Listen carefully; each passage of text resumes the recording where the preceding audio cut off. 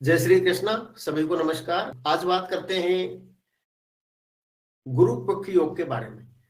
गुरु पुख जैसा कि नाम से ही विदित है, गुरुवार में जब पुख नक्षत्र होता है तो इस तरह का ये योग बनता है।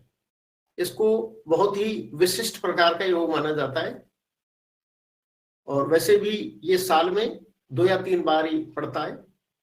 यदि ज्योतिष के अनुसार देखें तो गुरु पुख 3 ग्रहों से जुड़ा हुआ है, बृहस्पति, शनि और चंद्रमा। बृहस्पति देव क्योंकि वो गुरुवार में बनता है योग, तो बृहस्पति वार स्वामी। चंद्रमा की राशि है कर्क राशि और कर्क राशि में बृहस्पति उच्च के भी होते हैं और शनि देव का नक्षत्र है। तो इस तरह से ये गुरु पुख योग सौभाग्य, धन और कर्म अर्थात रोजगार, इनसे मुख्य रूप से जुड़ा हुआ है। यदि कुछ सामान्य उपाय कर लिए जाए गुरु पुख में तो उससे सौभाग्य, धन और रोजगार संबंधी जो समस्याएं हैं वो दूर हो सकती है। तो आइए कुछ ऐसे ही उपायों के बारे में जानते हैं जिनको करने से धन संबंधी समस्या हो, चाहे वो सौभाग्य से संबंधित समस्या हो या रोजगार से संबंधित समस्या हो, उपाय करके उनको सही कर सकते हैं। जिस दिन गुरु पुख हो, प्रातः स्नान आदि से निवृत्त होकर सबसे पहले सूर्य भगवान को अर्घ्य दें और अर्घ्य देने के बाद आदित्य हृदय स्तोत्र का पाठ, विष्णु सहस्रनाम का पाठ और कनकधारा स्तोत्र का पाठ, इनका पाठ करना चाहिए। यदि पाठ नहीं कर सके तो इनका श्रवण भी किया जा सकता है, क्योंकि श्रवण भी पाठ के बराबर ही फलदायी है।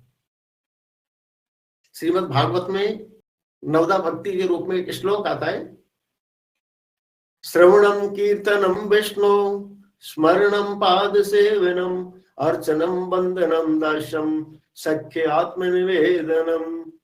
तो इस तरह से उसमें श्रवण भक्ति जो है उसको पहली भक्ति माना गया है। और हम जो भी कथा सुनते हैं, भागवत सुनते हैं, तो उसमें श्रवण ही होता है। श्रवण भक्ति रामचरितमानस में भी मानी गई है, श्रवण के द्वारा भी व्यक्ति को फल प्राप्त होता है। तो इस तरह से यदि पाठ नहीं कर पाए तो आप श्रवण कर सकते हैं। गुरु पुख में किए जाने वाले कुछ महत्वपूर्ण उपाय और काफी इनसे लाभ भी मिलता है।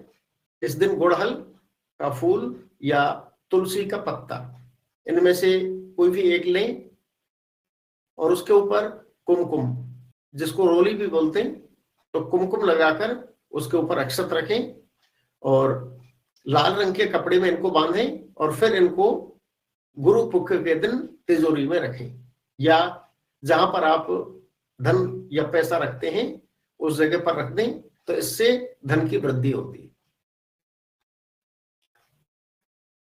इसी तरह से उपाय नंबर 2, एक बरगद का पत्ता घर लाएं, उसको गंगा जल और शुद्ध जल से धोना है।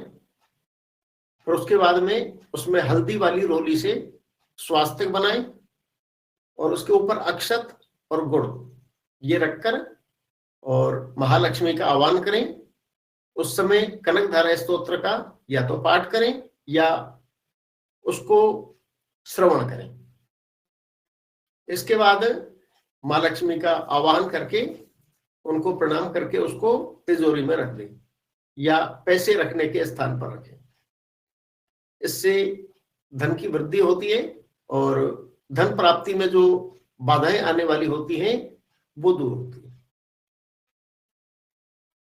उपाय नंबर 3 की बात करें, गुरु पुख योग में माता लक्ष्मी और भगवान विष्णु की पूजा करनी चाहिए और एक घी का दीपक जलाकर और सामने बैठकर भगवान का स्मरण करें। यदि विष्णु सहस्रनाम और कनकधारा स्तोत्र का पाठ कर सकते हैं तो बहुत अच्छा है, अन्यथा आप उनका श्रवण कर सकते हैं।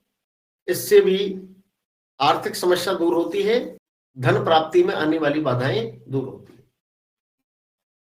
एक और उपाय नंबर 4, इसके लिए आप गुरु पुख के दिन हम जो रोटी बनाते हैं घर पर, रोटी में शुद्ध देसी घी लगाएं, थोड़ा सा गुड़ रोटी के ऊपर रखें और उस रोटी को गाय को खिलाएं। इस कार्य के करने से भी आर्थिक परेशानी दूर होती है और धन संबंधी जो समस्याएं हैं वो धीरे धीरे ठीक होती है। गुरु पक्ष के दिन एक और उपाय किया जा सकता है। जिनके विवाह में देरी हो रही है या विवाह में बाधा आ रही है, ऐसे लोग भी इस दिन एक छोटा सा उपाय है और उसको करके वो आने वाली बाधा का निवारण कर सकते हैं। गुरु पक्ष के दिन गुरुवार का व्रत रखें, मंदिर में जाए, मंदिर में जाकर के भगवान के दर्शन, प्रणाम, स्तुति, प्रार्थना या करें और पीली वस्तु का दान दें। इससे सौभाग्य कारक बृहस्पति का जो अशुभ प्रभाव है वो दूर होता है तथा विवाह में आने वाली जो बाधाएं हैं वो दूर होकर सौभाग्य व ऐश्वर्य की प्राप्ति होती है। उपाय नंबर 6, गुरु पक्ष के दिन पीपल के पेड़ की पूजा करें, पीपल के पेड़ की परिक्रमा करें, घी का दीपक जलाएं। इससे शुभ फल की प्राप्ति होती है तथा धन संबंधी जो भी बाधाएं हैं वो दूर होती है।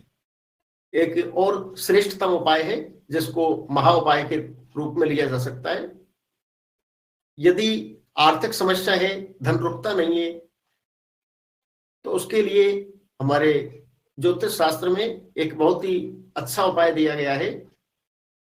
गुरु पक्ष योग में चांदी का लक्ष्मी यंत्र या चांदी का एक चौकोर टुकड़ा लें।